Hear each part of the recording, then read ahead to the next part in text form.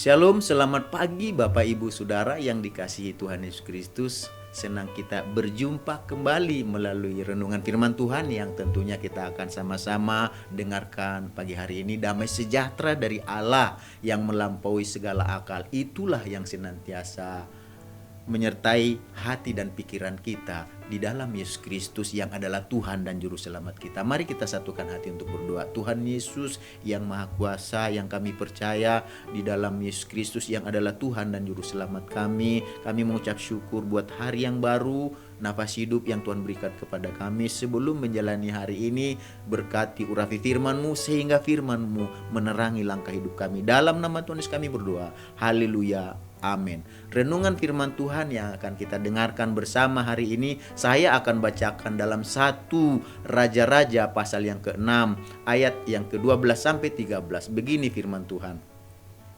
Mengenai rumah yang sedang kau dirikan ini, jika engkau hidup menurut segala ketetapanku dan melakukan segala peraturanku dan tetap mengikuti segala perintahku dan tidak menyimpang daripadanya, maka aku akan menepati janjiku kepadamu yang telah kufirmankan kepada Daud ayahmu, yakni bahwa aku akan diam di tengah-tengah orang Israel dan tidak hendak meninggalkan umatku Israel. Dari ayat-ayat yang kita sudah dengarkan tadi yang saya bacakan, kita akan berbicara hari ini tentang Tuhan mau diam bersama kita.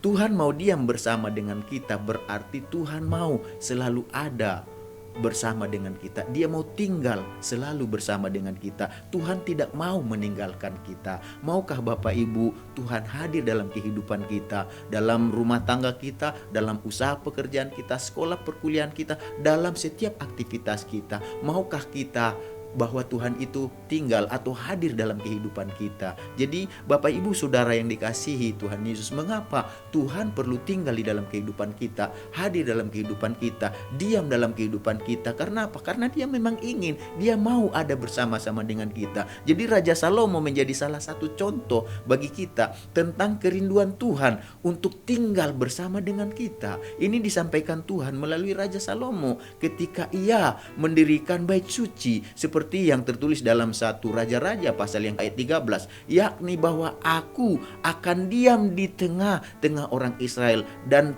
tidak hendak meninggalkan umatku Israel. Itulah kerinduan Tuhan bagi Salomo, bagi tengah-tengah umatnya, jemaatnya. Dikatakan aku mau diam, aku mau tinggal bersama-sama dengan mereka. Dan ayat ini dengan jelas berbicara kepada kita, mengajarkan kita bahwa di mana sih Tuhan mau tinggal, di mana sih Tuhan mau berdiam, di mana Tuhan mau tinggal, di mana Tuhan mau diam. Tuhan mau diam atau tinggal di tengah-tengah umatnya.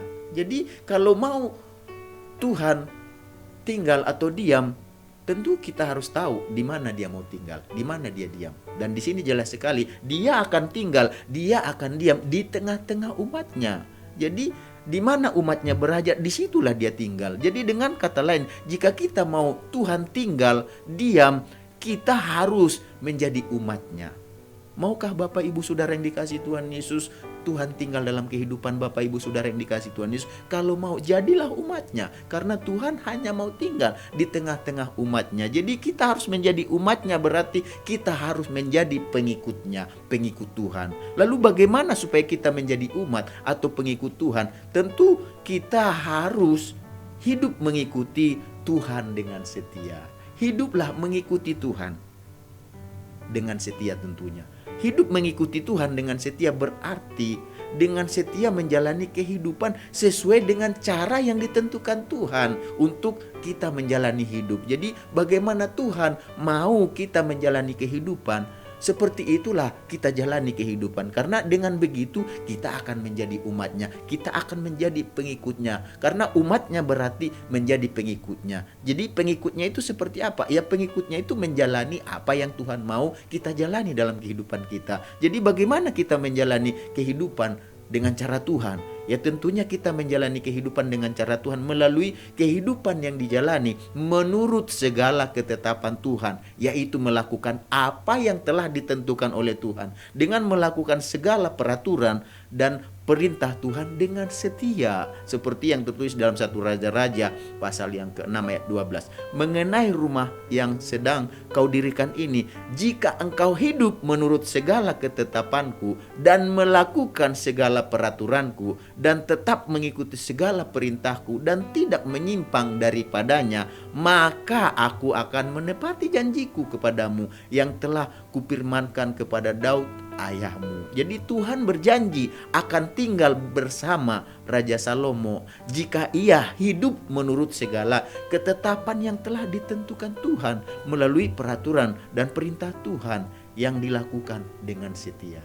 Jadi Bapak Ibu Saudara yang dikasihi Tuhan Yesus Kristus, dari kisah Raja Salomo kita belajar bahwa Tuhan bukan saja hanya mau tinggal bersama-sama dengan Salomo dan umatnya, tetapi Tuhan juga akan memberkati dan menepati segala janjinya bagi mereka yang mau hidup dengan rendah hati, mau menuruti segala ketetapan yang telah ditentukan oleh Tuhan. Melalui apa ketetapan tersebut? Melalui peraturan dan perintah Tuhan yang dilakukan dengan setia. Maukah Bapak Ibu Saudara yang dikasihi Tuhan Yesus, Dia tinggal dalam kehidupan kita, tinggal dalam segala sesuatu yang kita lakukan, yang kita perbuat. Kalau kita mau, mari kita belajar saat ini untuk menyadari di mana Yesus mau tinggal, di mana Tuhan yang kita percaya, yang kita mau puji, yang mau kita sembah itu, di mana Dia mau tinggal.